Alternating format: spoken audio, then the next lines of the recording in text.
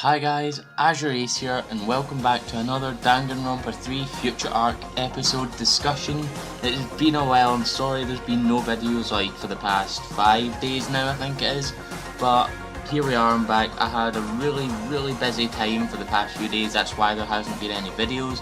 But before I get into this video, I just want to say I've decided for both my Danganronpa and Dragon Ball Super episode discussions, I'm going to cut out the last episode summary so that I don't have as much of a delay before getting into the actual video, because you can go and watch my previous episode discussion on the previous episode.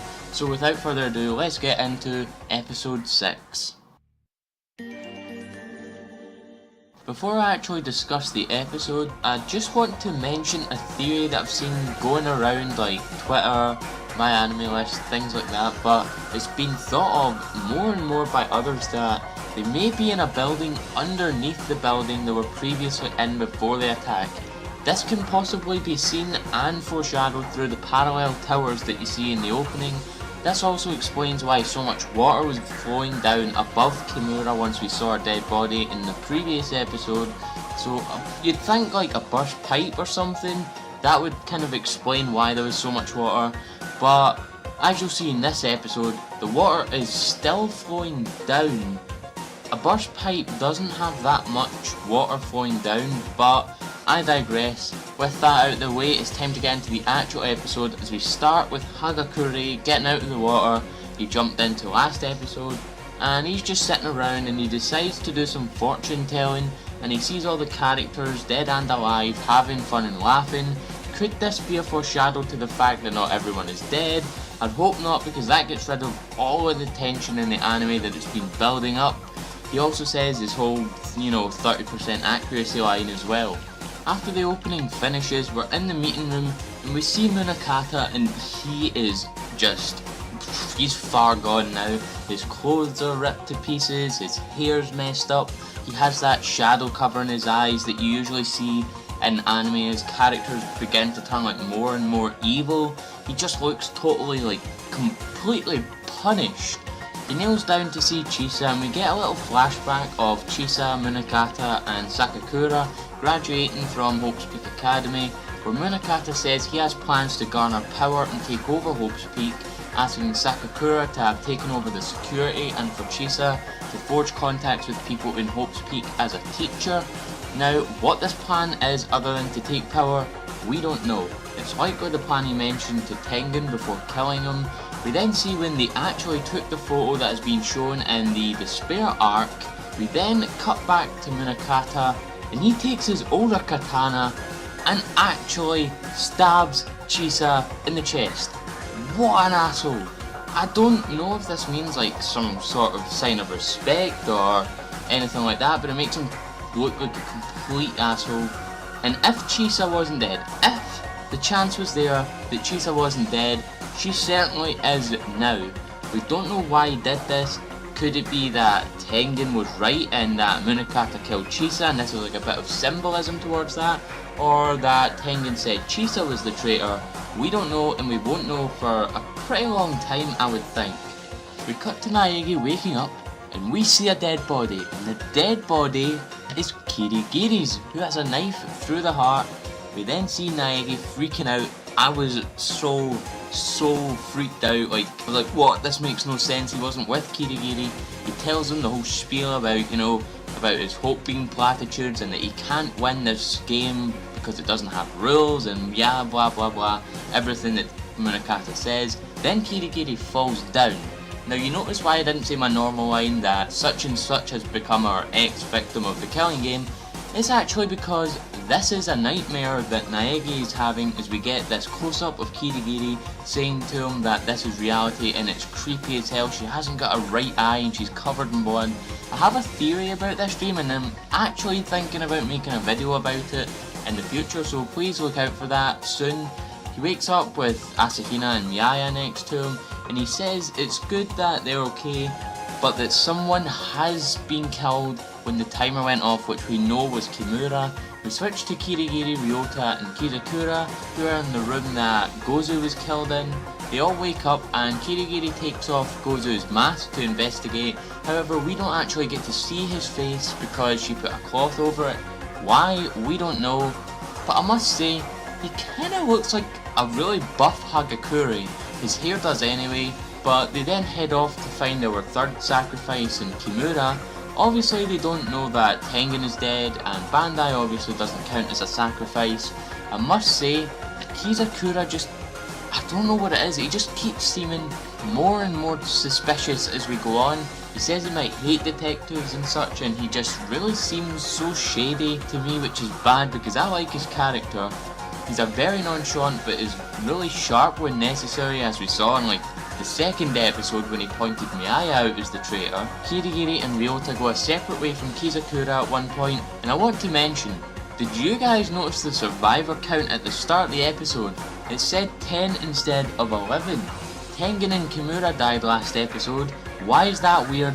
Because we find out as they turn a corner that Sonosuke Izayoi has become our 6th victim of the killing game, as we see him sitting on the ground with the Monokuma knife stabbed through his heart. A very sad loss. I felt his character was a lot more redeemable out of him and Maruka. I find a few things very odd about this. He does get the shaky cam in the pollution music, which I personally think I've figured out why they do that. It's because the character was killed out with the realms of the game by another character, because as you know the security guards were killed out with the game, and Asahina was killed, well not killed out with the game, but she was thought to be killed out with the game, and Sonosuke has now been found killed out with the game. Now you're probably thinking, you know, there's Bandai and there's Tengen as well. It's probably because they didn't get discovered, it was more so they were killed outright and we saw them get killed, which is why they didn't get the shaky cam. There's also the fact that if you look very closely at his left eye, you can see there's a little bit of blood underneath there, which I'll bring back up in a moment. Kizakura then runs in on them and tells them that there's something they have to check out, and it's obviously Kimura's body. However, one very odd detail is missing. The knife that was used to kill her is gone and used on Sonosuke. A door then opens as we see Ruruka poke out her head and ask for help. We then switch back to Miaya, Asahina and Naegi as they plug into one of the Monokuma monitors to get a hold of the camera system, which is where they find Tengen dead at the bottom of the building. Naegi starts to break down and kind of fall into despair, and we get to see Monika on the other side of the camera eating ice cream, and she tries to fill Naegi with hope, which is odd to say the least, but it really shows how much Nagito's training has paid off. However, it seems like she's the opposite from him. Nagito wants to fill people with despair to give birth to powerful hope, where it looks like Monika wants to give people hope to give birth to powerful despair. It's just really weird. But we get to see that Tengen left behind a message somehow, saying I entrust the hope of the world to you, which I can only assume he means Naegi. However, when you think about it, he just got his neck slit open. How the hell did he write a message? There's no way he could have written a message like that. But I digress. They decide to try and think of a way to beat the game, and Naegi starts to think about the rules, the game. And he lights up and has a flashback back to when Munakata had captured him, saying that this isn't a game and there are no rules. They say they can just get out of the building because there's no rules forbidding them to do so. And there's this funny little reference when Asahina calls Miaya a warrior of hope, which obviously makes Monika jump since her group of kids and Ultra Despair Girls was called the Warriors of Hope. We then switch back to Kirigiri's group again, who are in the room that Sonosuke found the Monokuma door, which is weirdly no longer there. It looks like someone put the bookcase back up, but Kirigiri finds this strange white powder on him. And now I'll explain what I think happened. I think that Ruruka and Sonosuke found Kimura, then Ruruka tried to feed him candy but he wouldn't take it, so she force fed him the candy, setting off his NG code or his forbidden action or whatever you prefer to call it, and that poisoned him. So to make it look like the attacker killed him, she took the knife from Kimura and stabbed Sonosuke with it. This means that the powder is either sugar or possibly even makeup, because he would have turned purple like Bandai if he got killed by his NG code, so she'd have to cover him up somehow. And this bitch, this utter bitch Ruruka, is now clinging to Ryota, trying to make him her new bodyguard, playing the whole damsel in distress role. I thought her character would have been salvageable, but I was so wrong. She asks if they can go, but Kirigiri says no because they're still investigating Sonosuke's body. We switch back to Naegi's group, and it just seems like there's a lot of switching back and forth between these two groups in this episode, and they've finally been able to get a connection to the outside world. And who do we see come into contact with them? That is right, we see our boy, we see our past rival to Naegi, Byakuya Togami, come on the other end of the call. I told you guys he'd be coming into Future soon enough, and I'm so happy that he's finally in the anime. One of my favourite characters in Danganronpa 1. He asks what's wrong with Naegi, who then explains the situation to Byakuya. Now weirdly enough, Byakuya knows nothing about it, despite Monokuma saying it has been broadcast to the entire world. He then tells Naegi that a peacekeeping squad has been sent to that island, with that island being none other than Jabberwock Island, the place where our former Remnants of Despair, 77th class and Super Danganronpa 2 casts were kept during Super Danganronpa 2, and they were sent by none other than Munakata himself under anonymity without telling the other branches, so that regardless of the meeting's outcome he would have sent them and killed them anyway.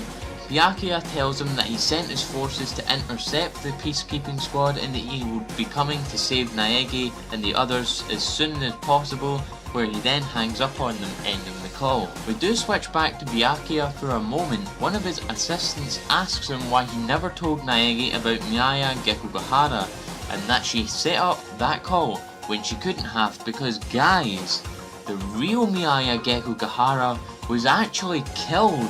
So we see this horribly grotesque scene of the real Miyaya, and her head is turned 180 degrees with her neck snapped.